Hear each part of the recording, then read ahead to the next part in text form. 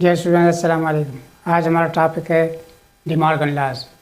De Morgan laws के लिए हमने एक एग्जांपल लिया है, यानी कि यूनिवर्सल सेट हमारे पास 1 2 3 अप टू 10 है।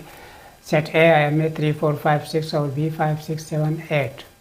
तो डिमॉर्गन लॉज हमारे पास दो हैं। नंबर 1 पे है A union B complement is equal to A complement intersection B complement, और दूसरा है A intersection B complement is equal to A complement union B complement.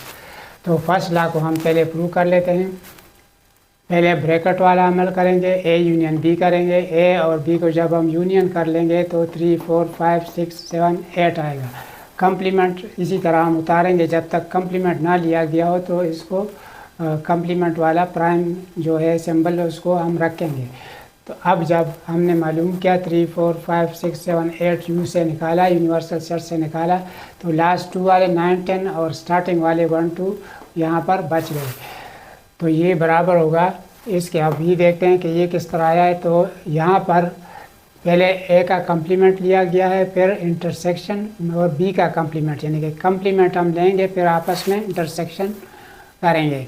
तो जब हम ए का कम्प्लीमेंट मालूम कर लेते हैं तो u से 3 4 5 6 अगर निकाल दिए जाएँ तो 1 2 और 6 के बाद 7 8 9 10 रह जाएंगे। इसी तरीके से b का अगर कम्प्लीमेंट मालूम किया जाए तो वो हमारे पास आएगा, यानी कि 5 6 7 8 हम निकालेंगे यूनिवर्सल सेट से, तो 1 2 3 4 और 9 10 रह जाएंगे।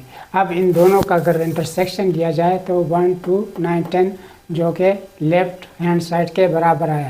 इसके बाद अगर हम इसको वेन डायग्राम की शक्ल में साबित करना चाहें तो पहले हम लेंगे ए कम्प्लीमेंट, यानी कि ए में हमारे पास है 3 4 5 6 और कम्प्लीमेंट इसका क्या होगा, ग्रीन एरिया होगा, यानी कि ग्रीन शेडेड एरिया होगा, ये निकल जाएगा और ये बाकी जो ग्रीन शेडेड एरिया है ये रह जाएगा हमारे पास। इसी तरीके से अगर हम बी का कम्प्लीमेंट लेंगे तो बी निकल जाएगा यूनिवर्सल सेट में से।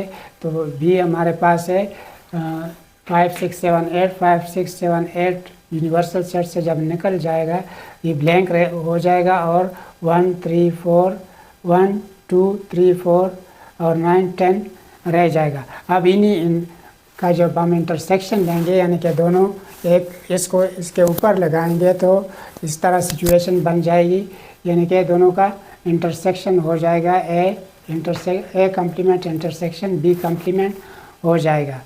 इसी तरीके से अगर हम इसी डायग्राम को इस पे अप्लाई करें लेफ्ट हैंड साइड पर, तब भी सही है कि ए और बी का यूनियन दिया गया, फिर होल कम्प्लीमेंट, तो ए और बी का कम्प्लीमेंट दिया गया और फिर होल का कम्प्लीमेंट, यानी कि यही जो शेडेड एरिया है ए यूनियन बी इससे निकल जाएगा और यूनिवर्सल सेट से और सिर्फ शेडेड एरिया बच जाएगा। अब हम इसको देखते हैं नंबर 2 लॉ को, A intersection B complement is equal to A complement union B complement. तो ए इंटरसेक्शन बी हम मालूम करेंगे, उसके बाद उसका कम्प्लीमेंट लेंगे। तो ए इंटरसेक्शन बी हमारे पास 5 6 आता है, क्योंकि 5 6 दोनों में कॉमन है। अब इसका जब लिया जाएगा कम्प्लीमेंट तो 5 6 निकल जाएगा यूनिवर्सल सेट में से 1 2 10 में से, और जो हमारे पास रह जाएंगे 1 2 3 4 7 8 9 10। तो ये हमारे पास जवाब आया। अब राइट साइड वाला अगर हम लेंगे तो पहले कम्प्लीमेंट लेंगे दोनों का, फिर उसका यूनियन मालूम करेंगे। तो 3 4 5 6 कम्प्लीमेंट, 5 6 7 8 कम्प्लीमेंट, यानी कि यूनिवर्सल सेट में से ये निकाला तो 1 2 और 3 4 5 6 कट गया, 7 8 9 10 बच गया। इसी तरीके से यहाँ पर यूनिवर्सल सेट में से अगर ये निकाल दिया जाए तो 1 2 3 4 और 9 10 8 के बाद वाले दो वो बच जाएंगे, तो वो हमने इधर लिख दिया। अब यानी कि साबित हुआ कि A intersection B whole complement is equal to individually A complement और बी कम्प्लीमेंट का यूनियन। इसको अगर हम वेन डायग्राम की शक्ल में ज़ाहिर करेंगे तो पहले दोनों का इंटरसेक्शन लेंगे ए और बी का, तो वो इंटरसेक्शन हमारे पास ये आया।